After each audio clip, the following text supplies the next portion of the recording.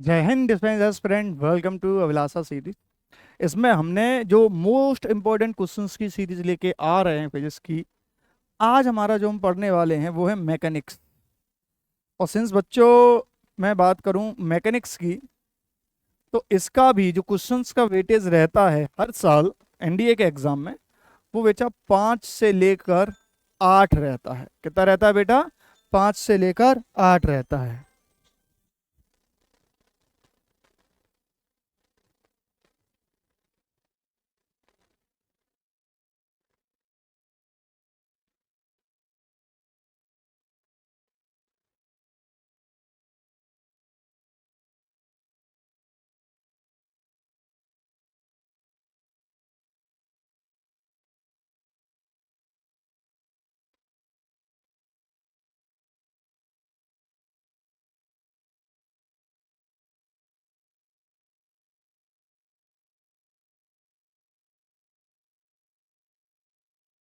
चलिए बच्चों, तो स्टार्ट करते हैं।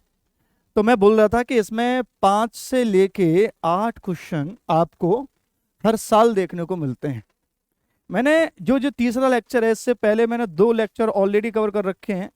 ऑप्टिक्स और इलेक्ट्रिसिटी एंड मैग्नेटिज्म। इलेक्ट्रिसिटी और मैग्नेटिज्म ये मैंने ऑलरेडी आपके में कवर कर रखा है। तो अगर आप तीनों को कर लो, ऑप्टिक्स को कर लो, इलेक्ट्रिसिटी मैग्नेटिज्म को कर लो और मैकेनिक्स को अच्छा कर लोगे, तो आपके 15 से ज्यादा क्वेश्चंस, जी हाँ, जो आपके 25 से 30 के बीच में जो क्वेश्चंस आते हैं ना फिजिक्स से बेटा, तो आपके 15 से ज्यादा क्वेश्चंस आपके इन तीनों चैप्टर से हो जाते हैं। तो इसीलिए ये शुरुआत में लेके आ गया है कि ये लास्ट टाइम पे आपकी तैयारी को बूस्ट करने के लिए है। इसमें कुछ क्वेश्चंस ऐसे हो सकते हैं, इन दोनों में भी रहे हैं, जो आपको ना बनते हो, या फिर वो कॉन्सेप्ट आपने ना पढ़ पाया हो, या रिवाइजन अच्छे से किया हो। तो इस सीरीज का मेन पर्पस यही है कि आपने रिवीजन कर रखा है, मैं बस आपके कॉन्सेप्ट को रिफाइन कर रहा हूं। तुम सोचो इस 30 क्वेश्चंस में मैं पूरी मैकेनिक्स आपको पढ़ा दूं, तो ये बेवकूफ बनाना होगा। मैं बेवकूफ बनाने वाले काम करता ही नहीं हूं। यही है कि आपने मैकेनिक्स पढ़ रखा है, मैं ये मान के चल रहा हूं। मैं बस आपकी प्रैक्टिस करवा रहा हूं कि एग्जाम पॉइंट ऑफ व्यू से किस तरीके के क्वेश्चंस बनते हैं, क्या क्या टॉपिक है मैकेनिक्स में जो इंपॉर्टेंट है। तो बिना समय गवाए हुए हम स्टार्ट करते हैं। पहला क्वेश्चन, ये क्वेश्चन हमारा बहुत अच्छा क्वेश्चन है, 2018 में आया है। इसको पढ़िए और एक बार ट्राई कीजिए। ठीक है, अब मैं करके दिखाता हूं। इसमें क्या बोल रहा है? A ball is release from a rest and rolls down an inclined plane as shown in the following figure, requiring 4 second to cover a distance of 100 centimetre along the plane. ये बोल रहा है कि इसने टाइम दिया है, देखो बेटा, टाइम दिया है इसने 4 सेकेंड, और 4 सेकेंड में कितना डिस्टेंस कवर किया है? 100 सेंटीमीटर। बच्चों, जब भी कोई इंक्लाइंड प्लेन होती है, थीटा होता है, तो इस डायरेक्शन में जो जी की वैल्यू लगती है, क्योंकि देखो वैसे जी की वैल्यू लगती है नीचे की ओर, और सिंस ये एंगल बना हुआ है, तो यहां पर अगर मैं पैरेलल लाइन खींच दूं तो इस जी के 2 कंपोनेंट देखने को मिलेंगे। अब ये वाला एंगल भी थीटा हो जाएगा। 2 कंपोनेंट देखने को मिलते हैं, एक इस डायरेक्शन में, दूसरा इसके परपेंडिकुलर इस डायरेक्शन में। तो ये वाला जो कंपोनेंट होता है, इस वाले कंपोनेंट को बोलते हैं एम जी साइन थीटा, जो वेट का कंपोनेंट होता है। इस वाले कंपोनेंट को बोलते हैं एम जी कॉस थीटा। और ये m g cos theta actually में नॉर्मल रिएक्शन को क्रिएट करता है। क्या करता है बेटा? नॉर्मल रिएक्शन को क्रिएट करता है। ये आप बात याद रखो। यानी एम जी यहां पे नीचे की ओर मिला और इसके 2 कंपोनेंट मिले। अगर मैं इस डायरेक्शन में जी की वैल्यू निकालूं कि जी इस डायरेक्शन में कितना काम कर रहा है, तो इस डायरेक्शन में जी की वैल्यू हो जाती है जी साइन थीटा, और यही हो जाता है हमारा ए। क्या हो जाता है? ए। तो जब कोई भी ऑब्जेक्ट इंक्लाइंड प्लेन पे होता है, तो उस पे जो एक्सेलरेशन ड्यू टू ग्रेविटी ए होता है, वो जी साइन थीटा के बराबर होता है। अब बस मुझे टी दिया है बेटा, एस दिया है, और स्टार्ट करता है, तो इसका मतलब यू दिया है, यू की वैल्यू है 0, शुरुआत में 0 मीटर पर सेकेंड। अब मुझे ए की वैल्यू यहां से निकाल सकता हूं। कैसे निकालूंगा? सीधा है, मैं सेकंड इक्वेशन का यूज करूंगा कि एस बराबर क्या होता है? U T plus 1/2 AT²। Since ये 0 है तो इसकी वैल्यू क्या हो जाएगी, 0 हो जाएगी। s की वैल्यू 100 दी हुई है, तो 1/2 AT की वैल्यू कितनी है, 4 है, तो यहाँ पे कितना हो जाएगा 16, मल्टीप्लाई करेंगे तो ये हो गया 8, यानी A की वैल्यू क्या हो गई, A की वैल्यू हो गई 100/8 metre per second square. Sorry metre नहीं, यहाँ पे सेंटीमीटर हो जाएगा, क्योंकि यहाँ पे जो 100 है वो सेंटीमीटर में दिया है, सेंटीमीटर पर सेकेंड स्क्वायर। यूनिट का बहुत खास का ध्यान रखना बच्चों। अब देखो इसमें सेंटीमीटर पर सेकंड स्क्वायर ए की वैल्यू आ गई, लेकिन बच्चों हमारे लिए ए की वैल्यू क्या थी, ए बराबर था साइन थीटा, जी साइन थीटा था। अब मुझे थीटा की वैल्यू निकालनी है, तो ए की वैल्यू रखेंगे यहाँ पे, ए की वैल्यू होगी 100/80 इंटू जी की वैल्यू, जी की वैल्यू रखनी, हालांकि जी की वैल्यू हमें दी हुई है 1000 सेंटीमीटर पर सेकेंड स्क्वायर, तो जी की वैल्यू रखो 1000 सेंटीमीटर पर सेकेंड स्क्वायर साइन थीटा। अब देखो 0 से 0 खत्म, ये 80 नहीं होगा, ये 8 होगा, ठीक है, 0 से 0 खत्म हो गया। अब साइन थीटा बराबर क्या हो गया बेटा, साइन थीटा बराबर हो गया 1/80। तो थीटा की वैल्यू क्या हो जाएगी, थीटा की वैल्यू हो जाएगी साइन इनवर्स 1/80, और यही हमें निकालना था। तो बताओ क्या आंसर होगा हमारा, सी इज द राइट आंसर। क्या होगा बेटा, सी इज द राइट आंसर। अच्छा क्वेश्चन था। अब ऐसा अच्छा क्वेश्चन नहीं, अगर आपको पता है इंक्लाइंड प्लेन पे अगर कोई ऑब्जेक्ट रखा हो तो उस पे नीचे की ओर ग्रेविटेशन क्या लगता है, ए साइन थीटा, तो ये क्वेश्चन तुरंत होने वाला है। ये तुमने समझाने के लिए इतना लिख दिया, वरना इतना लिखने की जरूरत पड़ती ही नहीं है। अब ये वाला क्वेश्चन है, ये वाला क्वेश्चन तो मेरे ख्याल से आपसे ही हो जाएगा, एक बार देखें और करने की कोशिश करें।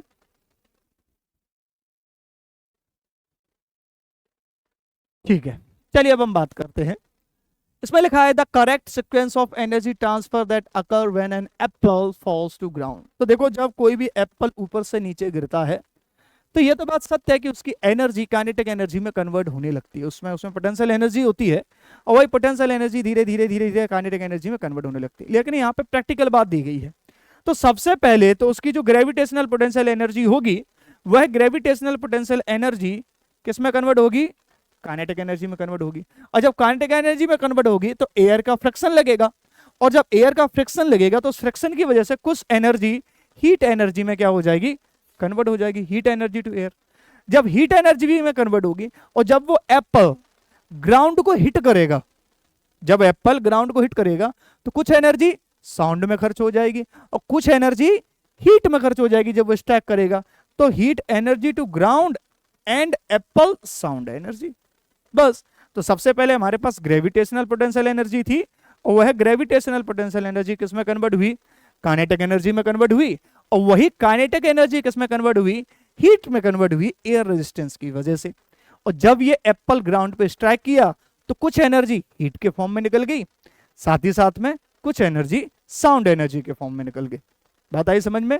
तो ये था हमारा सेकंड, यानी कि सी इज द राइट आंसर। देख रहे हो कितने कॉन्सेप्चुअल क्वेश्चंस पूछे जा रहे हैं आजकल। तो ऊपर ऊपर पढ़ के एनडीए एग्जाम में काम नहीं चलने वाला, आपको अच्छे से डिटेल में पढ़ना ही पड़ेगा। ये देखिए, ये कोशिश करिए थोड़ा। चलिए मैं बताता हूं, ये बहुत ही इजी क्वेश्चन है, अगर मैं अपनी लैंग्वेज में बोलूं, it is one of the easiest question, अगर आपको कॉन्सेप्ट आता है तो। देखो यहां पे आप सोच सकेंगे कि दो ऑब्जेक्ट हैं, ऑब्जेक्ट 1 और ऑब्जेक्ट 2, इनकी डेंसिटी क्या है बच्चों, सेम है, डेंसिटी सेम है, लेकिन इनकी जो रेडियस है वो r1 और r2 है रेस्पेक्टिवली, और यहां पे दिया है कि r1 r2 से बड़ा है। और आप फॉर्मूला लगा दोगे कि g बराबर क्या होता है, g m अपॉन में r स्क्वायर होता है, यानी कि अपॉन में r है, अगर r बढ़ेगा तो g की वैल्यू कम होनी चाहिए। और यहाँ पे r की ज्यादा वैल्यू किसकी है, सॉरी कौन सा r ज्यादा है, r ज्यादा है r1, तो आप कह दोगे कि r1 ज्यादा है तो g1 कम होगा, g2 ज्यादा होगा, यानी कि आप आंसर लगा दोगे कि g1 कम है g2 ज्यादा है, b is the right answer, और माइनस का 1.33 लेकर घर आओगे, क्योंकि क्वेश्चन नहीं पढ़ा। अब क्वेश्चन को अच्छे से पढ़ो। यहां पे देखो g केवल r पे डिपेंड कर रहा है क्या, नहीं, g किस पे डिपेंड कर रहा है, मास पे भी डिपेंड कर रहा है। मास कैसे निकालते हैं, मास कैसे निकालते हैं, m1 अगर मैं निकालूंगा तो क्या होगा, रो, मान के चल रहा हूं डेंसिटी क्या है, rho into v, density into volume, वही तो मास होता है। तो इसका वॉल्यूम क्या होगा मुझे बताओ, रो। वॉल्यूम क्या होता है स्फीयर का, 4/3 पाई r1 क्यूब, यही होगा। और ऐसे ही अगर मैं m2 निकालूं तो m2 बराबर क्या हो जाएगा, रो, ये वैसे याद होना चाहिए, ये मैं लिख रहा हूं, लिखने की जरूरत पड़ती नहीं है इसमें, पाई r2 का क्यूब। अब ये वैल्यू रखो ना इसमें, तो तुम देखोगे कि G1 की वैल्यू क्या आएगी, कैपिटल G M1 की वैल्यू रखो, कैपिटल G M1 की वैल्यू क्या आएगी बच्चों, M1 की वैल्यू आएगी रॉ G/3 पाई R1 क्यूब अपॉन में R1 का स्क्वायर। समझ में आ रहा है बात, यानी कि इससे अगर मैं इसको काटूंगा तो एक बार जाएगा, तो G1 की वैल्यू क्या हो गई, कैपिटल G रो 4/3 पाई R1। और इसी तरीके से अगर मैं G2 की वैल्यू निकालूं तो वो भी आएगी G rho 4/3 pi R2, same to same ऐसे ही आएगी। अब देखो तुमने G से G खत्म किया, रो से रो खत्म किया, 4/2 से 4/2, पाई से पाई, तो यानी कि G1/G2 बराबर क्या हो जाएगा, R1/R2। बोलो बच्चों होगा कि नहीं होगा, बिल्कुल होगा। अगर ये है, अब यहां पे देख लो R1 बड़ा है कि R2 बड़ा है, R1 बड़ा है तो G1 की वैल्यू क्या होनी चाहिए, बड़ी होनी चाहिए, यानी कि the right answer is a. क्या होगा, G1 की वैल्यू बड़ी है, क्योंकि मास बढ़ेगा। माना कि स्मॉल g की वैल्यू स्क्वायर के इनवर्सली प्रोपोर्शनल होती है ऑफ डिस्टेंस, लेकिन मास के डायरेक्टली प्रोपोर्शनल होती है। और जो मास है वो रेडियस के क्यूब के डायरेक्टली प्रोपोर्शनल होता है, क्योंकि वॉल्यूम के तो डायरेक्टली प्रोपोर्शनल होगा ना, क्यूब के डायरेक्टली प्रोपोर्शनल होता है। तो एक इनवर्सली प्रोपोर्शनल है स्क्वायर के, दूसरा डायरेक्टली प्रोपोर्शनल है क्यूब, तो इवेंचुअली हमारे पास रिजल्ट क्या निकल के आएगा कि जी डायरेक्टली प्रोपोर्शनल हो जाएगा आर के, अगर सेम डेंसिटीज की बात की जा रही है दो ऑब्जेक्ट के। तो राइट आंसर इज ए। चलो अब बात करते हैं इसकी। इस क्वेश्चन को देखिए, ये तो सर आपने यहाँ, ये तो हमने बहुत कर रखे हैं, ऐसा तो हमने बहुत कर रखा है।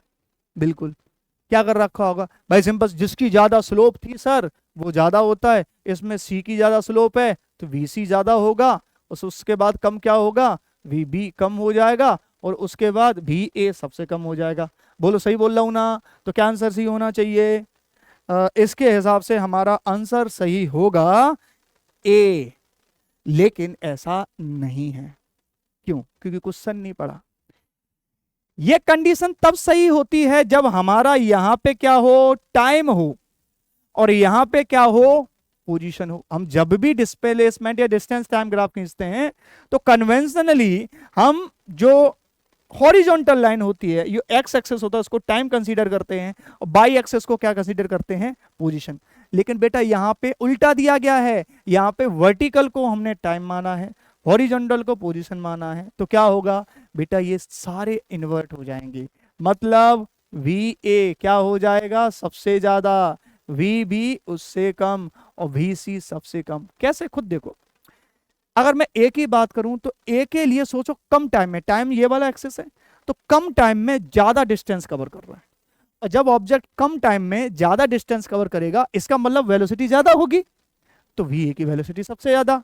ऐसे वी बी में वही कॉन्सेप्ट, तो वी बी और वीसी के लिए देखो टाइम बहुत लग गया, डिस्टेंस कम कवर की है, तो जब टाइम बहुत लग गया, डिस्टेंस कम कवर किया, तो इसका सीधा सीधा मतलब क्या है, वीसी सबसे ज्यादा कम है, तो ए इसका सही आंसर नहीं होगा, इसका आंसर सही होगा बी।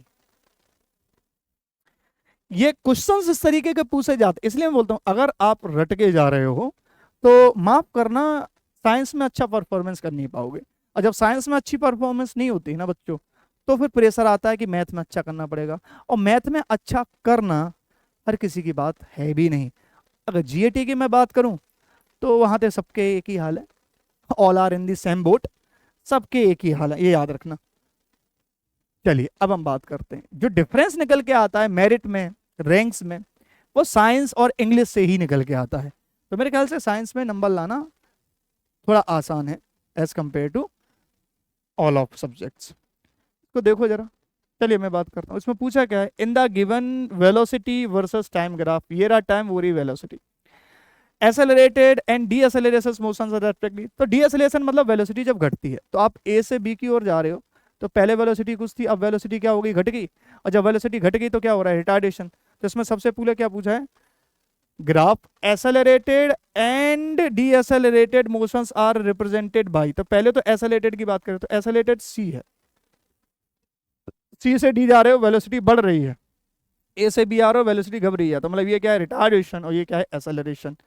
तो एक्सेलरेशन पहले पूछा, यानी C D and A B, C D and A B. इसमें क्या है, इसमें बेटा ना तो एक्सेलरेशन, यानी इसमें एक्सेलरेशन की वैल्यू क्या है, 0 है। वेलोसिटी कांस्टेंट है ना, क्या है, वेलोसिटी कांस्टेंट। तुम देखो टाइम बढ़ता जा रहा है, वेलोसिटी की वैल्यू वही है, तो वेलोसिटी क्या है, कांस्टेंट है। इस तरीके के तो कभी कभार बहुत ही इजी क्वेश्चंस भी आपसे पूछे गए हैं। कई सारे लोग गलती से ए बी लगा देते हैं, तो वो ए बी एक्सेलरेटेड नहीं है, ए बी डी एक्सेलरेटेड है। और इसमें पूछा है पहले एक्सेलरेटेड लिखना है फिर डी एक्सेलरेटेड लिखना है। चलिए इसको देखिए, ये तो मेरे ख्याल से बच्चा बच्चा जानता है और कर लेंगे। तो मैं कहता हूँ कुछ क्वेश्चंस इजी भी आते हैं। मैंने ये क्वेश्चन इसलिए इंक्लूड किया है ताकि तुम्हें मोटिवेट करने के लिए, कि ताकि एक आध क्वेश्चन तो आपसे बने, वरना कहीं 30 क्वेश्चन लेके आए सर एक भी ना बना, डिमोटिवेट हो जाओगे, क्योंकि सारे क्वेश्चन ऐसे नहीं आते। चलो देखो, जेम्स चैडविक ने फोटोइलेक्ट्रिक इफेक्ट की कोई खोज नहीं की थी, इन्होंने खोज की थी बेटा न्यूट्रॉन की, प्रोटॉन कहा दे रहे हो, न्यूट्रॉन की। अल्बर्ट आइंस्टाइन ने न्यूट्रॉन की खोज नहीं की थी। मैरी क्यूरी ने रेडियम की खोज की है, बिल्कुल। एल्बर्ट आइंस्टाइन ने कौन, इन्होंने थ्योरी ऑफ रिलेटिविटी दी थी, थ्योरी ऑफ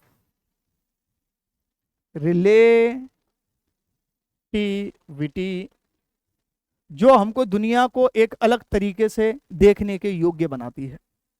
तो मैडम क्यूरी, ये केवल सही है, बाकी ये दोनों क्या हैं, गलत हैं। तो what should be the right answer, the right answer is D is the right answer. क्या होगा बेटा, D is the right answer. चलिए आगे बढ़ते हैं। अब ये वाला क्वेश्चन है और मेरे ख्याल से इजी है, अगर थोड़ा भी कोशिश करोगे तो बन जाना चाहिए। चलिए, ये बनेगा law of conservation of momentum से। इसमें बोला है a boy of mass 52 kg jump with a horizontal velocity of 2 metre per second onto a stationary cart. तो पहले एक स्टेशनरी कार्ट था, ये है, और ये स्टेशनरी कार्ट कितने का है बेटा, 3 किलो का है। कितने किलो का है, 3 kg का। अब एक लड़का आया और लड़का इस पे क्या कर गया, जंप कर गया। जब लड़का ने जंप किया तो लड़के की वेलोसिटी थी 2 metre per second. Horizontal velocity की बात करूं, उसमें दिया भी है हॉरिजॉन्टल वेलोसिटी तुम्हारी कितनी है, 2 मीटर पर सेकेंड। कार्ट पे आ गया। लड़के का वेट कितना है, लड़के का वेट है 52 kg।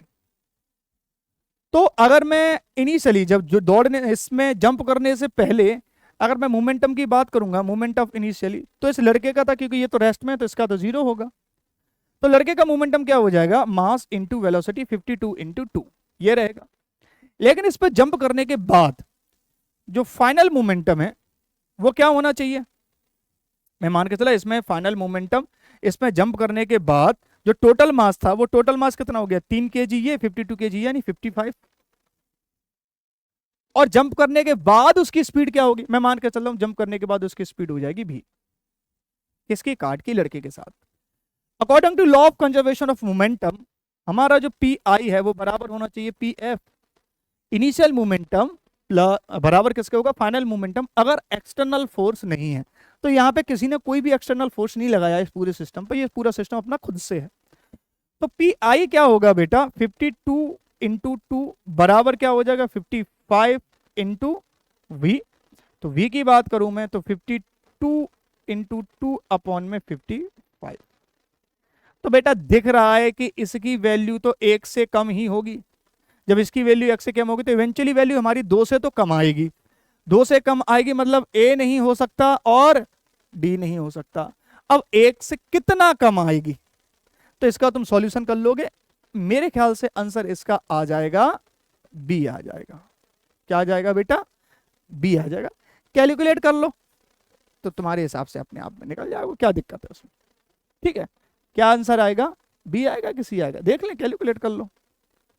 तो ये कितना हो रहा है बेटा 104। 104 को 5 से डिवाइड 55 से डिवाइड करना है, कर लो। एक बार तो सीधा चला जाएगा, एक बार सीधा चला गया, कितना बचेगा अब? 6 कम करो, 49 बचेगा। तो जीरो लगाओगे तो 49 इंटू 55। हाँ तो ये तो मतलब इतना ही आ रहा है, 1.89 के अप्रॉक्स वैल्यू इसकी आएगी। सही है आंसर अपना। चलो आगे बढ़ते हैं। नेक्स्ट ये वाला क्वेश्चन मेरे ख्याल से, अरे यार इससे ज्यादा इजी क्वेश्चन क्या होगा। कभी कभार मैं कहता हूँ फ्री के नंबर दिए जाते हैं आपको, लो बेटा लड्डू खा लो। तो ये लड्डू वही लड्डू है, अरे ये भी नहीं हो रहा तो दुनिया धिक्कार है। अब स्टेटमेंट स्पीड और वेलोसिटी के साथ में पूछा है, जिसमें बोला speed and velocity both are vector quantity, सदा भी नहीं हो सकता। स्पीड स्केलर क्वांटिटी है, speed and velocity both are scalar quantity, ये भी नहीं हो सकता। स्पीड इज वेक्टर क्वांटिटी, गलत, स्पीड स्केलर होती है और वेलोसिटी वेक्टर क्वांटिटी होती है। अब बताओ 2022 में ये क्वेश्चन पूछा गया है, ये लिटरली में फ्री के नंबर है आपके लिए। अगर इसमें भी कभी कभार कोई बच्चा गलती कर दे पढ़ते समय समझते समय और गलती से भर दे तो फिर ये, और ये होता है, ऐसा नहीं कि मैं हवा में बोल रहा हूँ ये वाली चीज़ें। जब मैंने अपना पहली बार यूपीएससी सीडीएस एग्जाम दिया था, मैंने सीडीएस, हाँ बच्चों मैंने सीडीएस 4 बार लगातार क्वालिफाई किया है, लगातार। और एफ कैट मैंने 5 बार किया है क्वालिफाई। तो जब मैं पहली बार सीडीएस देने गया था तो मेरे साथ यही गलती हुई, मैंने एंटोनिम्स भरने थे बेटा, और एंटोनिम्स की जगह गलती से मैं सिनोनिम्स भर के आ गया, सिनोनिम्स। अब कितने भर दिए बेटा? 4 क्वेश्चन भर दिए, और सीडीएस में 4 क्वेश्चन भर दिए, इसका मतलब 3 से 4 नंबर सीधे सीधे गायब हो गए। 4 क्वेश्चन भर दिए, और सीडीएस में 4 नंबर बहुत होते हैं, क्योंकि एक क्वेश्चन 1 नंबर का भी नहीं होता, 120 क्वेश्चन होते हैं टोटल। अगर मैं जीएस की बात करूं जो 100 नंबर के होते हैं, सीधा भर दिए। अब इससे डिफेक्ट क्या हुआ? सिंपल बात है, थोड़ा ज्यादा नर्वस हो गया है, टैक्टिक्स अच्छी नहीं थी और नहीं निकला, पहली बार में नहीं निकला, गड़बड़ हुई। ऐसा नहीं कि कुछ आता नहीं था, आता सब कुछ था, लेकिन नर्वसनेस को कंट्रोल नहीं कर पाए। तो तुम्हारे साथ ऐसा नहीं होना चाहिए बेटा, अपनी नर्वसनेस को कंट्रोल करना, ना ओवर एक्साइटेड होना, नो ओवर टेंस होना, क्योंकि पेपर में वही आएगा बच्चों जो आप पढ़ के जाते हो सकता है 2-4 क्वेश्चन, क्योंकि करने भी नहीं है। अगर सारे क्वेश्चन ही करने थे तो कट ऑफ तो 800 के नंबर जाना चाहिए था 900 में से, क्यों जाता है 350-400 के समथिंग? क्योंकि पूरा पेपर कोई नहीं कर सकता दिए गए टाइम पीरियड में। ये क्वेश्चन है, देखो इसमें बेटा, चलो तुम पढ़ लो पहले एक बार। चलो बात, ये भी इजी क्वेश्चन है। इसमें क्या बोला गया है कि ग्रेविटेशनल फोर्स के बारे में थोड़ा जानकारी है। इसमें बोल रहा है the force of gravity of the earth on the moon is greater than the force of gravity of the moon on the अर्थ। बिल्कुल गलत है। देखो मैं सीधा सीधा बोल दूं कि according to Newton's third law, जितना फोर्स अर्थ मून पे लगाती है उतना ही फोर्स मून भी अर्थ पे लगाता है।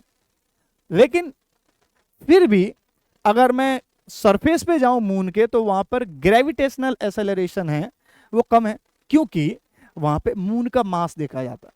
मून का मास क्या है? अर्थ के मास में कम है। मून की रेडियस अर्थ की रेडियस में कम है, तो इसकी वजह से मून पे जी की जो एक्सेलरेशन ड्यू टू ग्रेविटी है उसकी वैल्यू कम हो जाती है। लेकिन फोर्स दोनों इक्वल लगाएंगे, तो इक्वल क्या होगा बेटा? ये रहा, the force of gravity of the earth on the moon and of the moon on the earth are equal in magnitude but are in opposite direction. बिल्कुल सही है, तुमने पढ़ा होगा कि जैसे मान के चलो ये क्या है बेटा? अर्थ है, और ये क्या है बेटा? मून है। तो जब अर्थ और मून एक दूसरे पे फोर्स लगा रहे होते हैं तो किस तरीके से फोर्स लगता है? मून फोर्स लगा रहा है, अपनी ओर खींच रहा है, अर्थ इसको अपनी ओर खींच रही है।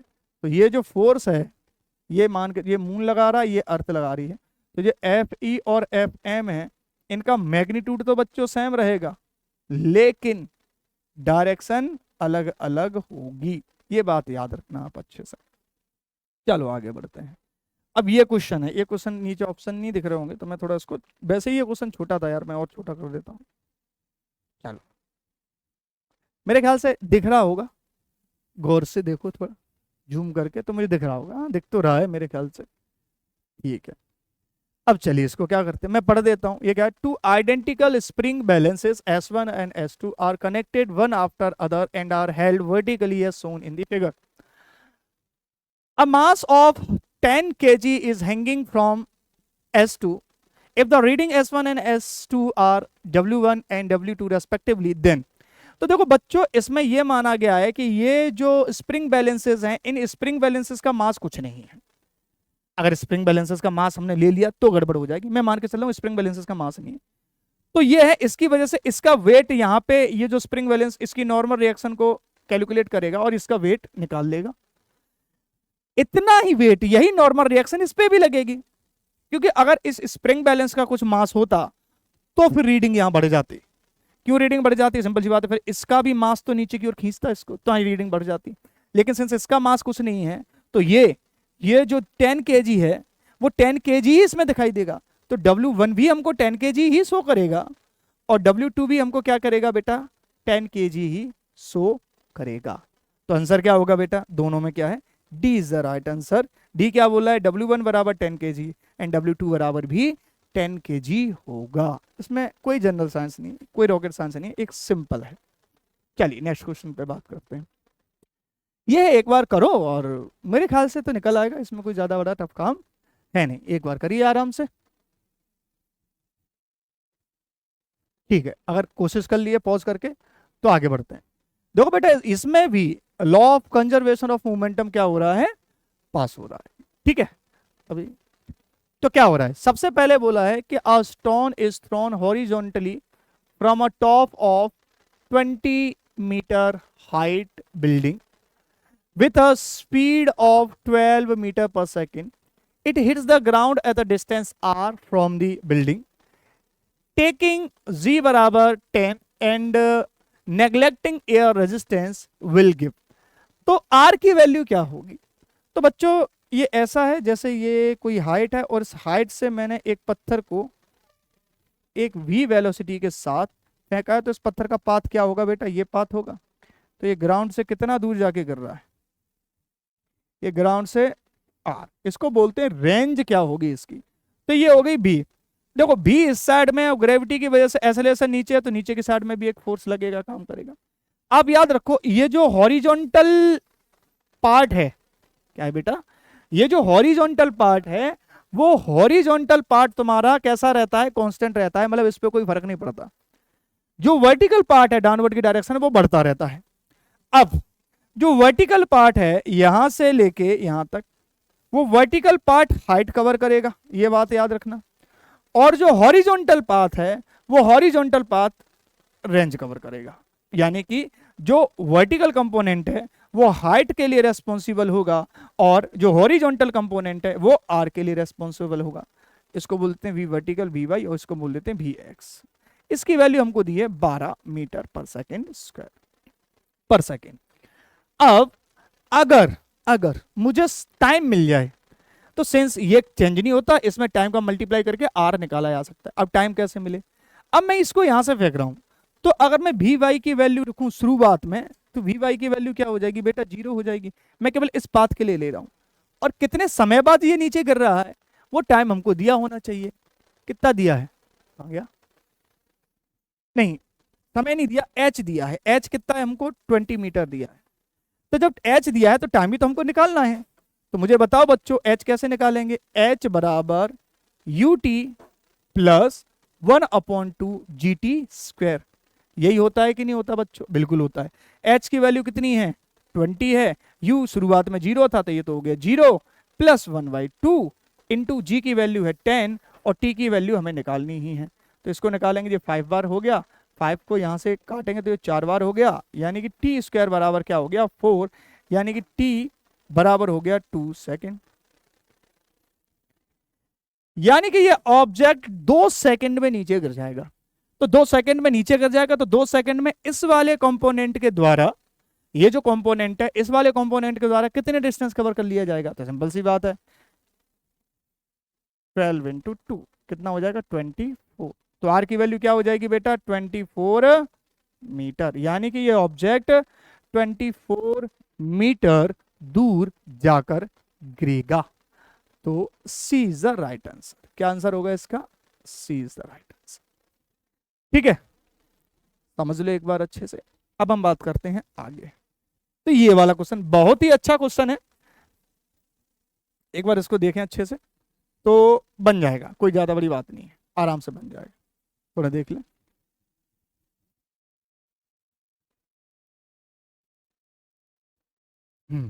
चलिए बात करते हैं इस बारे में। आप देखोगे ये है, और ये देख बात कर रहा हूं, ये दोनों पाइप एक जैसे हैं, इन दोनों का डायमीटर एक जैसा है।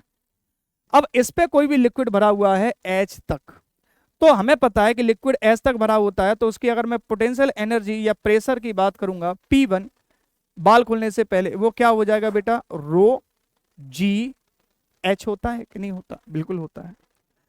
लेकिन अगर ये वाल्व खोल दिया जाए, और ये अगर वाल्व खोल दिया, तो ये जो अमाउंट है वो यहां पे भी पास हो जाएगा। और ये बोला गया है कि ये नीचे वाली है, ये नीचे वाली पाइप में नेग्लेजिबल वॉल्यूम है, लिखा होगा नेग्लेजिबल वॉल्यूम है, तो उसकी हम कंसीडर नहीं करेंगे।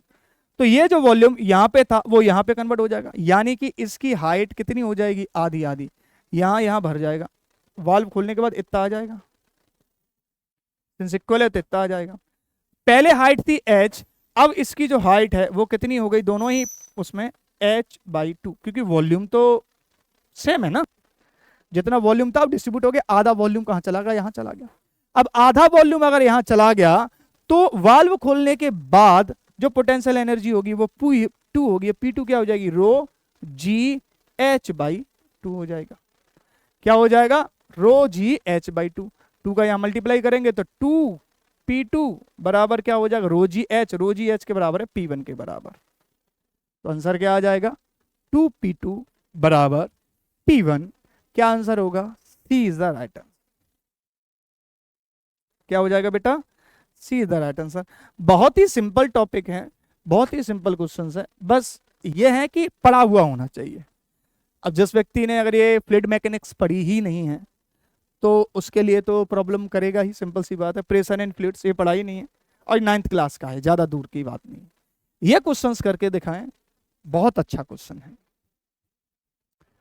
रोटेशनल मोशन जितना हुआ बना रखा है रोटेशनल मोशन का, अब देखो रोटेशनल मोशन से क्वेश्चन आ रहे हैं, ये अच्छा क्वेश्चन।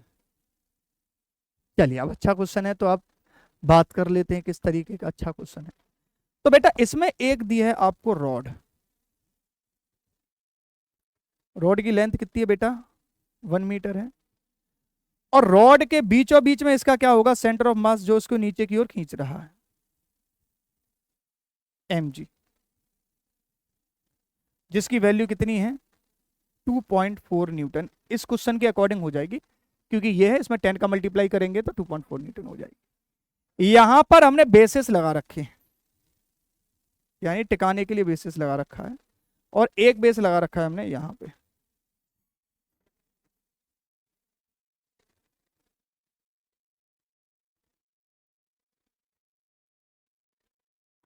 अब इन बेसिस की वजह से ऊपर फोर्स लग रहा है, एक में लग रहा है, 1 मिनट पहले मैं देख लूं कहां से कहां लग जा रहा है। ये V1 इज हाँ ठीक है, एक में लग रहा है N1, और एक में लग रहा है N2, ऊपर की ओर लग रहा है।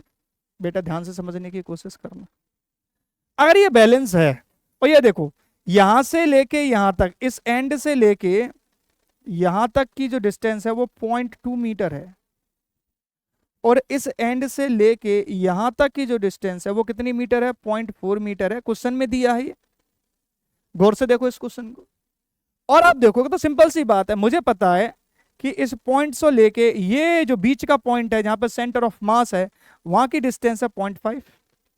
तो अगर ये 0.2 मीटर यहां निकलेगी, तो यहां से लेके यहां तक कितना बचा, मुझे बताओ, 0.3 बचा, और यहां से लेके यहां तक कितना बचा, 0.1 मीटर, ये 0.3 मीटर। अब सुनो, अगर मैं सेंटर ऑफ मास एक्सिस लूं, पहली बात तो अगर इक्विलिब्रियम में है तो जो N1 और N2 है, इन दोनों का जो सम होगा वो mg के बराबर होना चाहिए। मतलब N1 प्लस N2 बराबर कितना होना चाहिए, 2.4। ये इक्वेशन हो गई हमारी 1 हो गई, क्या हो गई, 1 हो गई। अब बच्चों थोड़ा यहां पे सुनना, देखो ये N1 ऊपर की ओर लग रहा है, अगर मैं इसको एक्सेस मानू, मान के चलो इसको होल्ड करके रखा है मैंने इसको यहां पे सेंटर मास से, और फोर्स में ऊपर की ले लगा रहा हूं, तो एक टॉर्क जनरेट होगा इस साइड में, और अगर N2 की बात करूं तो यहां से ये जो फोर्स हो रहा है इस साइड में, यानी इस साइड में एक टॉर्क जनरेट होगा। अब ये जो टॉर्क है ये एक दूसरे के अपोजिट डायरेक्शन में, सिंस ये अगर इक्विवेलेंट है, इक्विलिब्रियम में है, तो ये दोनों ही टॉर्क, ये T1 मान के चलो, ये टॉर्क क्या है, ये T1 है, और ये टॉर्क क्या है, T2 है। ये T1 और T2 दोनों कैसे होने चाहिए, बराबर होने चाहिए बच्चों। कैसे होने चाहिए, बराबर होने चाहिए अगर इक्विलिब्रियम में है तो। और टॉर्क बराबर क्या होता है, फोर्स इनटू डिस्टेंस। तो देखो फोर्स T1 की वैल्यू क्या होगी यहां पे, बताओ मुझे। T1 की वैल्यू होगी बच्चों, फोर्स क्या है N1, और N1 एक्टिव पॉइंट से कितना दूर है, यानी कि जो सेंटर ऑफ मास है, ये सेंटर ऑफ मास है, इस सेंटर ऑफ मास से N1 की वैल्यू क्या है, कितनी दूर है, 0.3। तो लिखो ये हो गया 0.3। और ऐसे T2 में फोर्स क्या है, T2 में फोर्स है बराबर N2, लेकिन आप देखोगे तो इसकी डिस्टेंस, सेंटर ऑफ मास की डिस्टेंस एक्शन पॉइंट से कितनी है, 0.1 है। तो ये क्या हो गई बेटा, 0.1 हो गया। क्या हो गया, 0.1 हो गया। और हमारा इक्विलिब्रियम में है, तो इसका मतलब T1 बराबर क्या होना चाहिए, T2 होना चाहिए। इक्विलिब्रियम में कोई घुमा ही नहीं पा रहा तो इसका मतलब यह है कि N1 इंटू 0.3 बराबर होना चाहिए N2 इंटू 0.1। देखो पॉइंट से पॉइंट काट दो, यानी कि सीधी बात है कि 3N1 बराबर होना चाहिए N2। ये बात याद रख लो, मतलब N2 की वैल्यू N1 से 3 गुना होगी। मैं यहां पे देखूंगा 3 गुना का माहौल कहां बन रहा है, क्या यहां पे 3 गुना का माहौल बनना है, बिल्कुल नहीं बनना, हटाओ इसको। क्या यहां पे 3 गुना का बनना है, इसका भी नहीं बनना। अब 3 गुना का माहौल यहां बनना है, यहां बनना है। अब मुझे बताओ 3 गुना है कौन, N2 है 3 गुना N1 के। तो अगर N1 की वैल्यू 0.6 है तो N2 की वैल्यू 1.8 होनी चाहिए कि नहीं होनी चाहिए, बिल्कुल होनी चाहिए। बस इतने से ही हमारा आंसर निकल के आ गया, और इसका आंसर हुआ सी इज द राइट आंसर। क्या हुआ बेटा, सी इज द राइट आंसर। बोलो मजा आया। ये लेवल है, ये है एनडीए का लेवल। तो कुछ क्वेश्चंस, और ऐसा नहीं ये किया नहीं जा सकता, ये तो मैंने इतनी सारी चीजें लिखी हैं। अगर आपको कॉन्सेप्ट पता है तो आपको केवल ये बनाना है, ये पूरा भी नहीं बनाना, ये तो मैं समझाने के लिए इतना से लेवलिंग करता हूं। तुमको केवल ये बनाना है, ये बताओ यहां से टॉर्क होगा, यहां से टॉर्क होगा, ये टॉर्क में अगर डिस्टेंस का रेशियो देखो तो 1/3 है, यानी कि जो है इनमें 1/3 का रेशियो होना चाहिए, बात खत्म। जो ज्यादा पास में है वो ज्यादा होगा, जो ज्यादा दूर है वो क्या हो जाएगा, कम हो जाएगा। तो N1 और N3 में 1/3 का रेशियो होना चाहिए, बस डायरेक्ट निकल के आता है। समझ में आ रहा है बच्चों, डायरेक्ट। इस तरीके के एग्जाम नीट एग्जाम में पूछे जाते हैं, नीट में भी। लेकिन सिंस तुम एनडीए से भी A1 गैजेटेड ऑफिसर बनते हो मेरे बच्चों, तो ये करने पड़ेंगे आपको, कोई ऑप्शन नहीं है इसका। हाँ ये क्वेश्चन है, एक बार पढ़ लो, ये नीचे वाले ऑप्शन अभी मैं दिखा देता हूँ, पहले एक बार इसको पढ़ लो पॉज करके, ठीक है। अब मैं इसका एक और ऑप्शन दिखा देता हूँ, नीचे वाले ऑप्शन, ठीक है। ये क्या बोल रहा है, एक मेटेलिक बॉक्स है, बॉब है, एक्स ऑफ मास m, इसको रिलीज किया जाता है पॉइंट ए से, और it collide elastically with another B. तो सिंपल सी बात है, ये तो आपने न्यूटन के कई सारे खिलौने देखे होंगे। ये क्या है, कंजर्वेशन ऑफ मोमेंटम। तो सोचो एक्स के पास एक मोमेंटम था, और जैसे ही एक्स बी से टकराएगा तो एक्स रुक जाएगा, और सारी की सारी एनर्जी, सारा का सारा मोमेंटम किस पे कन्वर्ट, किसको दे देगा, पॉइंट बी को। तो पॉइंट बी आगे निकल जाएगा और ए वहीं पे रुक जाएगा। तो क्या है, क्या होना चाहिए, it stop at position B. तो ए में क्या होगा, सिंपल सी बात है, ए ऊपर से नीचे आएगा और पोजीशन बी पे ये तो स्टॉप हो जाएगा और बी आगे निकल जाएगा। क्या निकल जाएगा, बी आगे निकल जाएगा, according to law of conservation of momentum. ठीक है, चलिए आगे बढ़े, बिल्कुल आगे बढ़ सकते हैं। अब ये वाला क्वेश्चन है, एक बार देखिए, ये तो इजी क्वेश्चन, इसमें बहुत ज्यादा प्रॉब्लम आती नहीं है।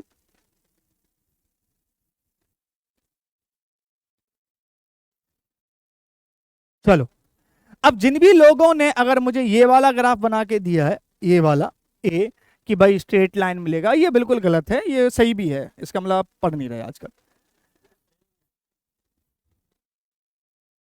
अब क्या कर सकते हैं, तो देखो हमें पता है कि भी बराबर क्या होता है, u प्लस AT होता है।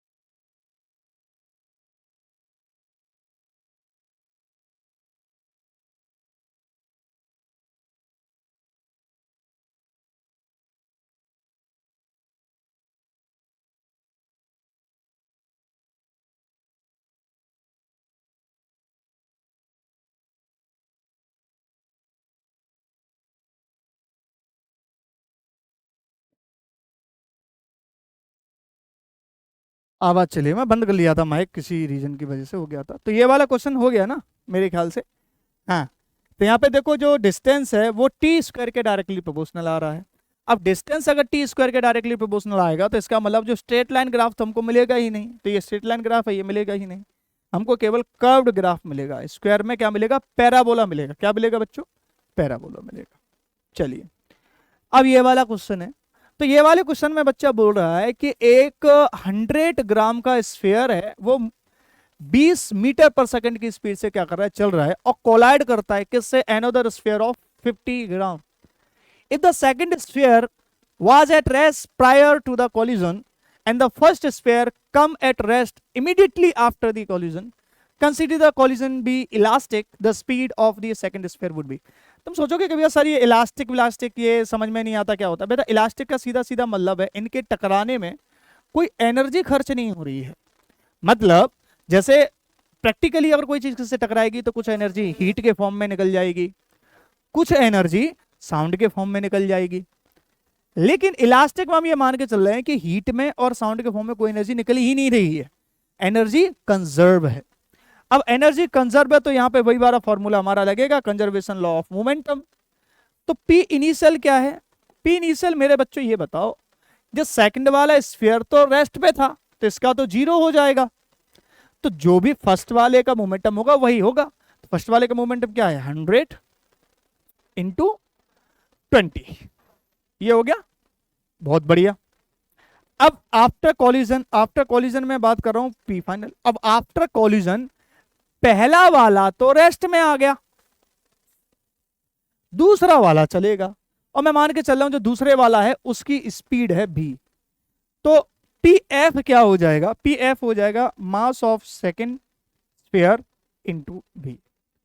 According to law of conservation of momentum P I बराबर क्या हो जाएगा? पी एफ हो जाएगा। पी आई कितना है? 100 इंटू 20 बराबर पी एफ कितना है? 50 इंटू भी। तो भी बराबर क्या? काट तो सीधा का सीधा यार, 2 से गया तो भी बराबर कितना हो गया? 40 मीटर पर सेकेंड स्क्वायर। ठीक, कहां है आंसर? ये रहा answer, D is the right answer. ठीक है, मुझे नहीं लगता इससे इजी सवाल आ सकते हैं, और बहुत ही इजी सवाल है और मेरे बच्चे कर भी लेंगे, मुझे पूरा भरोसा है। एक ये है, ये मैं ऐसा करता हूं तुम लोगों पे ही छोड़ दूं बैलेंस फोर्स है। देखो ये तो एक दूसरे को न्यूट्रलाइज कर ही दे रहे हैं, तो इनका तो कोई मतलब बनता ही नहीं है। और सिंस अगर ये रिजल्टेंट फोर्स 0 है, रिजल्टेंट फोर्स 0 है, तो इसका मतलब ये 10 है, तो इन दोनों को मिलाकर भी 10 ही आना चाहिए। तो एफ की वैल्यू क्या हो जाएगी? 8 हो जाएगी। क्या हो जाएगी? 8 हो जाएगी। तो what should B right answer? The right answer is 8। क्या होगा? 8 इज द राइट आंसर। चलो अब इस क्वेश्चन को पढ़ो। ये क्वेश्चन एक्चुअली में फिजिक्स का है ही नहीं, ये क्वेश्चन है जियोग्राफी का, लेकिन इसमें फिजिक्स इंक्लूडेड है। क्या है? इंक्लूडेड है। तो फिजिक्स में ये पूछा गया, ये फिजिक्स में ही पूछा गया था। अब ये कैसे है? तुम देखो बच्चों कि ये मान के चलो अर्थ है, ये ऐसी अर्थ होती है, ये है अर्थ, यहां पर कहीं है सन, और अर्थ के चारों ओर मूव कर रहा है मून। तो ये वाली जो टाइड है नीप टाइड, नीप टाइड तब बनती है जब इसका ग्रेविटेशनल फील्ड, देखो इस ये अर्थ को इस साइड में खींच रहा है, और मून अगर यहां पे हो, कहां हो? परपेंडिकुलर हो, तो परपेंडिकुलर हो तो मून इस साइड में खींचेगा। तो जब भी सन का ग्रेविटेशनल फोर्स मून के ग्रेविटेशनल फोर्स के परपेंडिकुलर हो, तब बेटा हमेशा नीप टाइड बनती है। क्या बनती है? नीप टाइड बनती है। अगर जब चंद्रमा की पोजीशन या मून की पोजीशन सन के अलाइन होती है, या तो इस डायरेक्शन में एक ही साइड में हो जाए, या फिर अपोजिट साइड में हो जाए, यहां पे हो जाए, ये फुल मून वाले डे होते हैं। कौन से होते हैं बेटा? फुल मून वाले डे होते हैं। और इसमें ये ग्रेविटेशनल फोर्स हो गया सन का, और इसी डायरेक्शन में ग्रेविटेशनल फोर्स हो जाएगा मून का। अब मुझे बताओ ये जो स्प्रिंग टाइड है इसको बोलते हैं स्प्रिंग टाइड। देखो ये परपेंडिकुलर होते हैं, यहां पे होती है नीप टाइड, लेकिन जब ये एक ही डायरेक्शन में होते हैं, अलाइंड होते हैं, तो इसको बोलते हैं स्प्रिंग टाइड। क्या बोलते हैं? Spring tide. तो आप देखो स्प्रिंग टाइड में मुझे बताओ, स्प्रिंग टाइड की जो हाइट होगी वो ज्यादा होगी कि नीप टाइड की? सिंपल सी बात है, स्प्रिंग टाइड की जो हाइट है वो ज्यादा होगी as compare to neap tide. अब यहां पे पढ़ लेते हैं। पहला है it occur every 15-14 day in coincide with the first and third quarter of the moon. बिल्कुल है, सही है। दूसरा है this tide has the small tidal range because the gravitational force of the moon and the sun are in quadrature. यह भी बिल्कुल सही है, क्योंकि नीप टाइड है तो नीप टाइड की जो रेंज होगी वो क्या होगी? स्मॉल टाइडल रेंज होगी। वहीं पे अगर स्प्रिंग टाइड होती तो इसकी जो लार्ज टाइडल रेंज होती, स्मॉल टाइडल रेंज नहीं होती। तो इसका मतलब ये भी सही है। तो what should be the right answer? Both A and B, दोनों ही क्या हैं? सही हैं। It is the more geographical questions rather physics question, लेकिन सिंस इसमें ग्रेविटेशन यूज हो रहा है तो इसको ग्रेविटेशन में पूछा गया, मैकेनिक्स में पूछा गया। चलिए ये देखें एक बार, देखते हैं क्या झंडे गाड़ते हैं आप लोग। गाड़ लोगे, झंडे गाड़ लोगे। चलो यहां पे बात करते हैं। तो ये कह रहा है बच्चों कि a particle is moving in a circle of radius R with a constant speed. तो मैं मान के चल रहा हूं ये पार्टिकल है, ये सर्कुलर पाथ है, सर्कुलर पाथ पे मूव कर रहा है। अब पार्टिकल ने हाफ कवर किया, मतलब यहां था, यहां से कहां चला गया? यहां चला गया। अब मुझे बताओ बच्चों, अगर इस डायरेक्शन में मूव कर रहा है तो पहले इसकी डायरेक्शन वेलोसिटी की यहाँ पे होगी, ये हो गया भी, और हाफ सर्कल बाद इसकी वेलोसिटी की डायरेक्शन यहाँ हो जाएगी भी। तो चेंज इन वेलोसिटी क्या होगा मेरे बच्चों? चेंज इन वेलोसिटी हो जाएगा 2v। अरे भाई इस डायरेक्शन बता, इस डायरेक्शन में होगा तो चेंज इन वेलोसिटी क्या हो गया? 2v। हमको निकालना क्या है? Average acceleration. अब मुझे ये बताओ, अब मुझे क्या बताओगे? मुझे ये बताओ टोटल टाइम पीरियड बराबर क्या होता है? टाइम पीरियड बराबर होता है 2 पाई r divided by velocity, speed. 2 pi r speed, यही तो होता है टाइम पीरियड। हाफ सर्कल में कितना टाइम लगेगा? तो हाफ सर्कल में जो टाइम लगेगा वो क्या लगेगा? पाई r डिवाइडेड बाई v। यही होगा कि नहीं होगा? बस time change in time half होगा, पूरे टाइम पीरियड का आधा सर्कल कवर कर रहा है। अब क्या निकालना? ए निकालना। ए क्या होगा? चेंज इन वेलोसिटी अपॉन में change in time. Change in velocity कितना हुआ? 2v अपॉन में चेंज इन टाइम कितना हुआ? पाई r अपॉन में v। तो क्या हो गया? v ऊपर ले जाकर 2v² अपॉन में पाई r। देखने में खतरनाक लग रहा है ऑप्शंस, लेकिन निकालने में वन ऑफ द इजी। तो क्या आंसर हो गया? सी इज द राइट आंसर। क्या हो गया बच्चों? सी इज द राइट आंसर। तो कुछ क्वेश्चंस बहुत अच्छे हैं, बहुत इजी हैं, और कुछ क्वेश्चंस टफ है, कॉम्बिनेशन है। अब ये देखिए, अब ये बहुत अच्छा क्वेश्चन है। क्या है बेटा? बहुत अच्छा क्वेश्चन है। ये क्या कह रहा है? A sphere of a volume v is made up of a material with a lower density than the water. ठीक है, तभी वो अगर लोअर डेंसिटी पे, तभी वो वाटर पे क्या करेगा? फ्लोट कर रहा है। while on other end it floats on a water with its volume f1v submerged। यानी कि मैं मान के चल रहा हूं ये एक ऑब्जेक्ट है, और ये क्या है बेटा? एक ऑब्जेक्ट है जो वाटर पे क्या कर रहा है? फ्लोट कर रहा है। मैं मान के चल रहा हूं इतना ए वॉल्यूम इसका फ्लोट कर रहा है। थोड़ा और मान लेता हूं, इतना वॉल्यूम है इसका जो डूबा हुआ है, फ्लोट कर रहा है।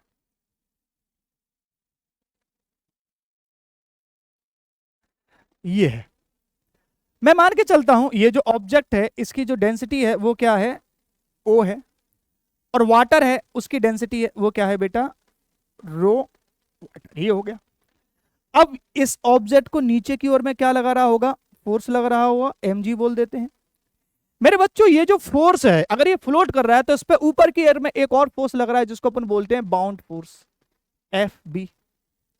और मेरे बच्चों जो बाउंड फोर्स होता है इस कंडीशन में mg के बराबर होगा, लेकिन बाउंड फोर्स की value according to Archimedes principle, according to Archimedes principle जो बाउंड फोर्स होता है उस बाउंड फोर्स की वैल्यू वॉल्यूम कितना डिस्प्लेस किया उसके वेट के बराबर होती है। मींस बाउंस फोर्स बराबर क्या हो जाता है, rho of water into g into volume, displaced volume. ये भी क्या है, इस पूरे ऑब्जेक्ट का वॉल्यूम नहीं है, ये जो वॉल्यूम डिस्प्लेस किया गया है इतना इतना, ये केवल भी है, ये भी है। और ये किसके बराबर होगा, ये बराबर होगा mg के। mg मतलब ये इसका मास, किसका मास, इस ऑब्जेक्ट का मास। इस ऑब्जेक्ट का मास क्या हो जाएगा, रो ऑब्जेक्ट इंटू जी और इंटू इस ऑब्जेक्ट का पूरा वॉल्यूम, इस ऑब्जेक्ट का पूरा वॉल्यूम। ये होगा डिस्प्लेस्ड वॉल्यूम, डिस्प्लेस्ड वॉल्यूम मान लो, वीडी मान लो, डिस्प्लेस्ड वॉल्यूम। ठीक, ये होना चाहिए आपके अकॉर्डिंग, बिल्कुल होना चाहिए। अब मुझे ये बताओ इसमें क्या बोला है कि लोअर डेंसिटी वगैरह वगैरह, चलो ठीक है। अब यहां पे देखो rho of water into g into displaced volume. Displaced volume कितना है, F1, सॉरी F, अरे हाँ छोटा ही वाला F है, F1 इंटू भी बराबर रो जी और ये भी पूरा का पूरा भी। ठीक है, तो देखो भी से भी खत्म, जी से जी खत्म, यानी कि डेंसिटी ऑफ वाटर बराबर हो गया इंटू F1 बराबर हो जाएगा रो ऑफ ऑब्जेक्ट। अरे यार, डेंसिटी ऑफ ऑब्जेक्ट, ये हमारी फर्स्ट कंडीशन है, फर्स्ट कंडीशन। ठीक है, अब दूसरे में क्या बोल रहा है कि अगर on the other hand on the spaceship accelerating with acceleration a, ऊपर की ओर जा रहा है आउटर ऑफ स्पेस में। अब ये कहीं स्पेस में ऊपर की ओर जा रहा है, तो वहां पर जी की जगह हम क्या कर लेंगे, ए कर देंगे बस। यानी वहां पे जी की जगह क्या हो जाएगा, ए हो जाएगा, यानी नीचे की ओर फोर्स लग रहा है ए, तो यहां पर हमने जी जी रखा था, वहां पर हम क्या क्या रख देंगे, ए रख देंगे। यानी कि उस कंडीशन में हमारा जो बॉन्ड फोर्स है, उस कंडीशन में हमारा जो बॉन्ड फोर्स है वो क्या हो जाएगा, rho of water into A into displaced volume. Displaced volume इस कंडीशन में कितना है, F2V, F2 इंटू वी बराबर वेट ऑफ द ऑब्जेक्ट, और इस कंडीशन में वेट ऑफ द ऑब्जेक्ट क्या हो जाएगा, rho of object into A into V. तो क्या करोगे, ए से ए खत्म, वी से वी खत्म, और यहां पर वाटर इंटू F2 बराबर क्या हो जाएगा, रो। ये दोनों हो गए। अगर मैं इसको इक्वेशन 1 मानूं बच्चों, और इसको बच्चों अगर मैं इक्वेशन 2 मानूं, तो इन दोनों ही इक्वेशन को अगर मैं कंपेयर करूं तो ये भी डेंसिटी ऑफ ऑब्जेक्ट बराबर ये है, और ये भी रो जीरो डेंसिटी ऑफ ऑब्जेक्ट बराबर ये है। तो क्या मैं इन दोनों को बराबर कर सकता हूं, F1 बराबर रो वाटर इंटू F2। तो रो से रो खत्म हो गया, क्या निकल के आया, F1 बराबर F2, ये निकल के आया। क्या निकल के आया, ये निकल के आ गया। तो यही हमारा आंसर है। क्या आंसर है, ए इज द राइट आंसर। अच्छा क्वेश्चन है, अच्छा क्वेश्चन। फ्लूइड मैकेनिक्स, मैं मानता हूं फ्लूइड मैकेनिक्स थोड़ा टफ सब्जेक्ट है, टफ टॉपिक है, लेकिन अब तुम्हें अगर सारे लड्डू ही खिला देगा तो फिर तो कहानी खत्म। थोड़ा बहुत तो खेलेगा ना आपके साथ। लेकिन ये कॉन्सेप्ट याद कर लो, आर्किमिडीज का प्रिंसिपल पे सीधा का सीधा, कि जितना वॉल्यूम डिस्प्लेस किया जाता है लिक्विड का, उस वॉल्यूम का वेट उस ऑब्जेक्ट के वेट के बराबर होता है। दूसरा बोल सकते हो कि उस वॉल्यूम का, वो जो वॉल्यूम का फोर्स होता है वो किसके बराबर होता है, बॉन्ड फोर्स के बराबर हो जाता है। ठीक, तो बॉन्ड फोर्स बराबर क्या होता है, डिस्प्लेस्ड वॉल्यूम, डेंसिटी और ग्रेविटी या फिर एक्सेलरेशन, अगर हम कहीं स्पेस में बात कर रहे हैं तो। ठीक, चलो आगे ये क्वेश्चन करो। एक तड़कता उड़कता क्वेश्चन के बाद एक अच्छा सा क्वेश्चन आपके लिए। ये क्या बोल रहा है, one block of 2 kilogram mass is placed on a top of another block of 30 kilogram. तो इसका डायग्राम बनाओ। तो ये कौन सा, ये ब्लॉक है बेटा, और इसी के ऊपर ये दूसरा ब्लॉक रखा है। तो ये बेटा 2 किलो का है, नीचे वाला ब्लॉक कितने किलो का है, 3 किलो का है।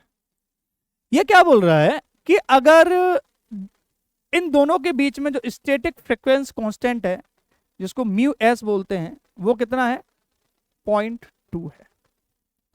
The bottom block is pulled with a horizontal force F. अगर इसको मैं क्या करता हूं, एफ लगा के, फोर्स लगा के पीछे की ओर, आगे की ओर लेता जाऊं, such that both the blocks move together without sibling. यानी कि मैं इतना फोर्स लगा रहा हूं इस पे कि ये क्या करे, स्लिप ना करे। क्या ना करे, स्लिप ना करे। तो जब स्लिप नहीं करेगा तो इसका मतलब इसके बीच में फोर्स लगना चाहिए। और जो फ्रिक्शन फोर्स होता है, फ्रिक्शन फोर्स के लिए, स्टैटिक फ्रिक्शन फोर्स के लिए फॉर्मूला क्या होता है, म्यू एस एम जी। क्या होता है, म्यू एस एम जी। और यहां पर जो एम है,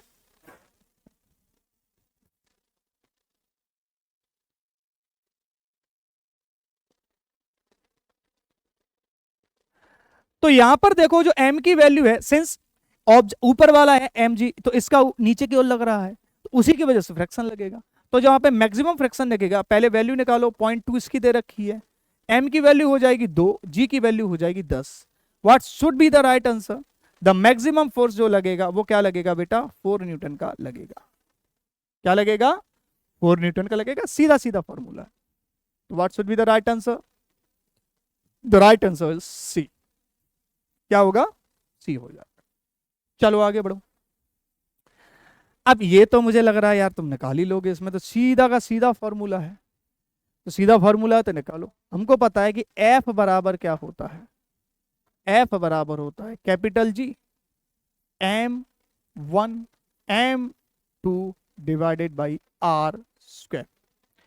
तो अगर मैं जी की वैल्यू निकालूं तो क्या होना चाहिए, F into R square divided by m1 m2। अब इन सब की डायमेंशन लिखो। एफ की डायमेंशन आपको याद रखनी पड़ेगी, एम एल टी माइनस 2, ये एफ की होती है, इंटू आर स्क्वायर, सिंस ये लेंथ है तो लेंथ की होती है एल स्क्वायर हो जाएगा, डिवाइडेड बाई एम, ये मास है तो मास अपॉन में नीचे कितना हो जाएगा, एम इंटू एम। करके देखेंगे तो इसको सॉल्व करेंगे तो क्या हो जाएगा, एम की पावर -1 एल क्यू हो जाएगा, और टी कितना हो जाएगा, टी की पावर -2। तो m-1 L3 t-2 कहाँ है, कहाँ है, कहाँ है, कहाँ है, ये रहा। अब बेटे ये बेटा याद ही कर लेना, ठीक है। अच्छी बात यह है कि ये वाली चीजें आप याद कर लें। चलो ये भी इजी है, मुझे नहीं लगता कि इसमें तुम लोगों को बहुत ज्यादा समस्या आने वाली है। इसमें कह रहे हैं rigid body of mass 2 kg drop from a stationary balloon at a cap height of इतना इतना from the ground, the speed of the body when it just touch the ground and the total energy। तो देखो जो total energy उस balloon के पास होगी उस समय पोटेंशियल एनर्जी थी, और वो लास्ट में आके किसमें कन्वर्ट हो जाएगी, काइनेटिक एनर्जी में कन्वर्ट हो जाएगी। जो पोटेंशियल एनर्जी है वो किसमें कन्वर्ट हो जाएगी, काइनेटिक एनर्जी में। तो जो पोटेंशियल एनर्जी पहले कितनी थी उस हाइट पे, तो उस हाइट पे ग्रेविटेशनल पोटेंशियल एनर्जी यानी कि पीई, इसकी वैल्यू क्या होती है बेटा, एम जी एच होती है। एम कितना है 2, जी कितना है 9.8, एच कितना है 50 ही है ना। तो बेटा अगर सॉल्व करोगे तो तुम 980 जूल आएगा। तो टोटल एनर्जी है 980 जूल। तो ये रूट में नहीं है, खत्म कहानी, रूट में कुछ नहीं है, खत्म कहानी ये है। अब तुम अगर थोड़ा कॉमन सेंस लगा लो मेरे बच्चों, तो ये 980 मीटर पर सेकंड तो हो ही नहीं सकता, कुछ ज्यादा नहीं है 980, 980 मीटर पर सेकंड ना बेटा, ये बहुत ज्यादा है, ये हो ही नहीं सकता, ये होगा डी। सर ऐसा मत करो, हमें करके दिखाओ। करके देखना है तो देख लो। करके कैसे देखोगे, करके देखोगे कि मास दे रखा, मास थोड़ा u बराबर v बराबर क्या होता है बेटा, u plus G T. u तो शुरुआत में 0 ही है, तो v बराबर क्या हो जाएगा, g इंटू टी। अब t तो नहीं दे रखा, t नहीं दे रखा, तो ये वाला फॉर्मूला ही मत लगाओ, फिर हटाओ। हमें क्या दे रखा है, हमें दे रखा है हाइट दे रखी है, हाइट दे रखी है तो हम तीसरी इक्वेशन यूज कर लेंगे, बी स्क्वायर बराबर यू स्क्वायर प्लस 2GH। तो देखो ये 0 हो गया, तो बी स्क्वायर बराबर क्या हो गया, वही वाली चीज 9.8G इंटू एच कितना हो गया 50, यानी कि भी स्क्वायर बराबर हो जाएगा 980। तो भी बराबर क्या हो जाएगा under root 980 metre per second square, पर सेकेंड नॉट स्क्वायर। तो जूल एनर्जी हो गई इतनी, वेलोसिटी हो गई इतनी, आंसर हो गया डी। ठीक, मुझे नहीं लगता इससे ज्यादा इजी क्वेश्चन आपको मिल सकता है। नेक्स्ट, बहुत इजी, बहुत सुंदर, लेकिन ये सवाल बेटा इसके ऑप्शन गलत दे रखे हैं। तुमसे पूछा क्या है, एवरेज एसेलेरेशन पूछा है यहां से लेके यहां तक। तो एवरेज एसेलेरेशन निकालने के लिए आप क्या निकाल लो, स्लोप निकाल लो। तो स्लोप क्या होगा, चेंज इन वेलोसिटी। तो वेलोसिटी कहां चेंज हो रही है, पहले 4 से कहां पहुंच गई, 5 से 4 पहुंच गई, और टाइम कितना हो रहा है 4 सेकंड। तो ये हो जाएगा माइनस का 1/4। माइनस क्यों भाई, रिटार्डेशन ऊपर से नीचे की ओर आ रहा है, आंसर एक भी नहीं है इसमें से। ठीक है, आंसर एक भी नहीं है। तो हो सकता है उस समय ये गलत क्वेश्चन आया हो, लेकिन इसका आंसर -1/4 ही होगा इसका आंसर। ठीक है, चलिए, ये तो मेरे ख्याल से करवा दिए थे कि हमने आपको स्टेबल इक्विलिब्रियम बताया था, अनस्टेबल इक्विलिब्रियम बताया था, न्यूट्रल इक्विलिब्रियम बताया था, परफेक्ट इक्विलिब्रियम बताया था। परफेक्ट जैसा कुछ नहीं था। ऐसा था कि अगर एक बॉल ले लूं मैं, और एक बॉल को यहां से क्या करूं, छोड़ूं, यानी सॉरी, ये बॉल है और ये बॉल इक्विलिब्रियम में, अगर यहां पे इक्विलिब्रियम में है, अगर मैं इसको थोड़ा डिस्प्लेस कर दूं यहां पे, तो फिर से ये अपने इक्विलिब्रियम में आई जाएगी। मैं थोड़ा डिस्टर्ब करूं तो फिर से अपने इक्विलिब्रियम में आ जाएगी, और इसको बोलते हैं बेटा स्टेबल इक्विलिब्रियम। लेकिन अगर मैंने इस बॉल को उल्टा रखा ऐसे, और यहां पर क्या रखा, बॉल को रखा, अब अगर मैंने थोड़ा भी डिस्टर्ब कर दिया तो फिर ये अपने इक्विलिब्रियम में नहीं आ पाएगी, और इस कंडीशन को क्या बोलते हैं, अनस्टेबल इक्विलिब्रियम। एक होता है न्यूट्रल इक्विलिब्रियम। न्यूट्रल वाले, ये फर्श है, इस फर्श पर ये बॉल थी, अब मैंने डिस्प्लेस कर दी तो ये यहां पहुंच गई, यहां पे मैंने ऐसे फोर्स लगाया और डिस्प्लेस करके ये कहां आ गई, यहां आ गई। अब यहां पे आ गई तो यहां पे इक्विलिब्रियम में, और इसको बोलते हैं बेटा अपन न्यूट्रल इक्विलिब्रियम। तुमसे पूछा है कि एक वर्टिकल रॉड है, ये इस वर्टिकल रॉड पे एक बॉल रखी है, अगर इस बॉल को मैंने थोड़ा धक्का दिया तो गिर जाएगी, क्या दोबारा वहां पे लौट के आ पाएगी, ये थोड़ा धक्का दिया, देखो ये यहां पे थी, थोड़ा धक्का दिया ये आके गिर जाएगी, तो क्या ये अपने आप ऊपर पहुंच जाएगी, नहीं। तो ये कौन सा इक्विलिब्रियम हो गया, अनस्टेबल इक्विलिब्रियम। कौन सा हो गया, अनस्टेबल इक्विलिब्रियम, याद रखना। चलिए ये बताएं जरा, ये तो मेरे ख्याल से थोड़ी इजी ही क्वेश्चन है, इसमें कोई दिक्कत नहीं आनी चाहिए। मुझे बड़ी उम्मीद है तुम लोगों से कि ये वाले क्वेश्चंस आप लोग कर दें, तो उम्मीद पे दुनिया कायम है। इसमें क्या रखा है, इन a vacuum a 5 rupee coin, a feather of a sparrow bird, and a mango are dropped simultaneously from the same height. They take T1, T2, T3 time लेते हैं। तो मेरे बच्चों, मैंने तुमसे बोला था कि जो G है, G की वैल्यू किस पे डिपेंड कर रही है, केवल अर्थ के मास और अर्थ की रेडियस पे डिपेंड कर रही है। G does not depend on the mass of the object। तो जब जी मास पे डिपेंड नहीं करती है, चाहे मैं हाथी के गिराऊं, चाहे मैं चींटी को गिराऊं, चाहे मैं पंखों को गिराऊं, चाहे मैं कुत्ता बिल्ली किसी को भी गिराऊं, वो सेम टाइम पर ही, क्योंकि वैक्यूम की बात हो रही है, वो सेम टाइम पर भी अर्थ पे जाके गिरेंगे। तो यहां पर T1, T2, T3 की वैल्यू क्या आएगी, सेम आएगी। क्या आएगी बच्चों, सेम आएगी। तो मेरे ख्याल से ये तो बहुत इजी क्वेश्चन हो गया, कुछ ज्यादा इजी हो गया। नेक्स्ट, ज्यादा इजी क्या, तुम्हारे एनडीए के एग्जाम के क्वेश्चन है, इसको देखते हैं। तो ये तो टेबल है, अरे बच्चों टेबल है ये तो इस टेबल में एक बात बताओ बेटा, पहले स्पीड थी 2, फिर कितनी हो गई 4, फिर कितनी हो गई 6, फिर कितनी होगी 8। तो हमें सीधा सीधा समझ में आ रहा है बेटा एसेलेरेशन कितना है, एसेलेरेशन है 2 मीटर पर सेकंड। हर सेकंड 2 बढ़ रही है, क्या इसमें लिखा है यूनिफॉर्म एसेलेरेशन 2 मीटर पर सेकंड, बिल्कुल सही। अब कितना 4 सेकंड में कितना कवर कर लिया, अरे तो कर लो यार, एस बराबर क्या हो जाएगा यूटी, यू तो 0 है तो यूटी हटा दो, क्या बचेगा 1/2 AT स्क्वायर, ए है 2, टी कितना हो गया 4, 16, तो 2 से 2 खत्म, कितना बचा 16। तो एस बराबर कितना हो गया 16 मीटर कवर किया, क्या यही लिखा है, हाँ बेटा यही लिखा है, तो ये तो आंसर हो जाएगा। With an average speed of 4 metre per second. अब इसकी एवरेज स्पीड निकालनी है, तो बेटा ये यूनिफॉर्मली एसेलेरेटेड मोशन में है, और जब यूनिफॉर्मली एसेलेरेटेड मोशन में होती है तो एवरेज स्पीड का सीधा फॉर्मूला हो जाता है, क्या हो जाता है, final speed plus initial speed divided by 2। तो एवरेज स्पीड क्या आ जाएगी, 4 मीटर पर सेकेंड। क्या यही आई है, हाँ बेटा यही आई है। तो कौन सा सही होगा, तीनों सही हो जाएंगे। क्या हो जाएंगे बेटा, तीनों सही। तो ए इज दी राइट आंसर। क्या होगा, ए इज दी राइट आंसर। मुझे नहीं लगता इससे ज्यादा इजी क्वेश्चन होगा आपके लिए। ये देखो जरा, अब यहां पे तुमसे पूछा जा रहा है मेरे बच्चों कि जो जी है, कैपिटल जी, जिसको अपन यूनिवर्सल ग्रेविटेशनल कांस्टेंट बोलते हैं, वो क्या है। The quantity of capital G depend on the local. बेटा ये कैपिटल जी ये यूनिवर्सल ग्रेविटेशनल कांस्टेंट है, इसका मतलब जी की वैल्यू पूरे यूनिवर्स में हर जगह सेम रहेगी, कांस्टेंट रहेगी। कहीं भी ले लो, चाहे पानी में डाल दो, चाहे कहीं भी डाल दो, कोई भी मीडियम ले लो, हमेशा सेम रहेगी। The quantity G is a universal constant. बस बात खत्म। क्या है बेटा, यूनिवर्सल कांस्टेंट है, यानी जी हमेशा ही कैसा रहता है, यूनिवर्सल रहता है। नेक्स्ट ये देखें जरा, देखें जरा, अरे यार ज्यादा हो गया, किस में कितना है दम, सवाल करके दिखाओ तुम तो मानूं मैं तुम्हें। चलो चलिए मैं बात करता हूं इस पे, क्या सीन है।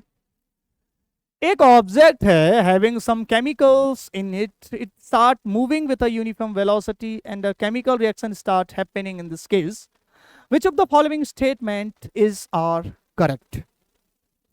पहला बोल रहा है chemical reaction happening in the system can not change the velocity v of the centre of mass. बिल्कुल सही है।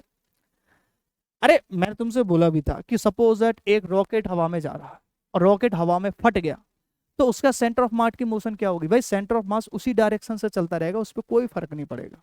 ये याद रखना, क्योंकि जब वो फटेगा तो उसके पार्टिकल्स उस डायरेक्शन में, पर्टिकुलर डायरेक्शन में मूव करेंगे कि सेंटर ऑफ मास की जो पाथ है वो क्या रहे, सेम रहे।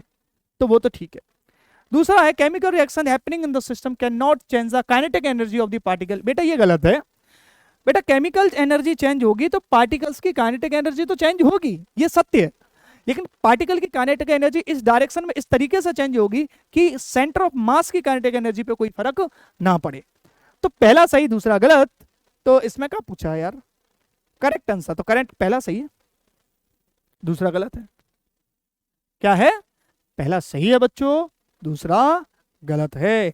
तो लास्ट क्वेश्चन, लास्ट क्वेश्चन बड़ा ही अच्छा क्वेश्चन है, मुझे लगता है इससे अच्छा क्वेश्चन हो ही नहीं सकता, पर हम चाहते हैं कि ये अच्छा क्वेश्चन आप करें। तो क्या बोल रहा है हमारे पास, हमें बोल रहा है कि बाई बराबर क्या है बेटा, यू टी माइनस 1/2 GT²। हाँ है, ठीक है। अब मोशन ऑफ अ पार्टिकल, तो ये तो हमें सीधा समझ में आ रही है क्या हो रहा है बच्चों, इसका सीधा सीधा मतलब है कोई ऑब्जेक्ट है वो नीचे से कहां जा रहा है, ऊपर की ओर जा रहा है। और जब कोई ऑब्जेक्ट नीचे से ऊपर की ओर, मैं केवल अभी वो भी नहीं कर रहा, मैं डिफरेंशिएशन नहीं कर रहा, मैं केवल एक जनरली बता रहा हूँ शॉर्ट ट्रिक। नीचे से ऊपर की ओर जा रहा है, ये उसी का तो आएगा। अब नीचे से ऊपर की ओर जा रहा है बच्चों, तो इस पे जो फोर्स है वो तो ग्रेविटेशनल फोर्स नीचे की ओर काम करेगा। तो सिंस ग्रेविटेशनल फोर्स मोशन की अपोजिट डायरेक्शन में काम कर रहा है तो माइनस हो जाएगा। तो इसकी वैल्यू तो F बराबर mg हो जाएगी, बात खत्म। नहीं सर ऐसे नहीं करेंगे तुम, नहीं हम ऐसे नहीं करते, हमारा हमारा कुछ और ही है, हम ऐसे अलग करेंगे। अलग करना है तो अलग कर लो, क्या करोगे। तो भाई सिंपल सी बात है, इसका डेरिवेशन निकालो, डिफरेंशिएशन निकालो, dy/dt। या डिफरेंशिएशन निकाला तो क्या आ गया, u माइनस gt। अब इनिशियल ये क्या हो जाएगा हमारा, v हो जाएगा, v बराबर u माइनस gt। अगर इनिशियल वेलोसिटी 0 है तो एसेलेरेशन क्या हो गया बेटा, एसेलेरेशन हो गया माइनस का g। इस इक्वेशन को कंपेयर करें तो एसेलेरेशन क्या हो गया, माइनस का g। जब एसेलेरेशन माइनस का g हो गया तो फोर्स बराबर क्या होता है, एसेलेरेशन मास इंटू एसेलेरेशन, मास कितना हो गया, माइनस का g। तो क्या हो गया, F बराबर क्या हो जाएगा, माइनस का mg। आंसर हो गया ये। तो कुछ समझ में आया, लेवल समझ में आया किस तरीके का है। तो बस खत्म कहानी। Thank you very much.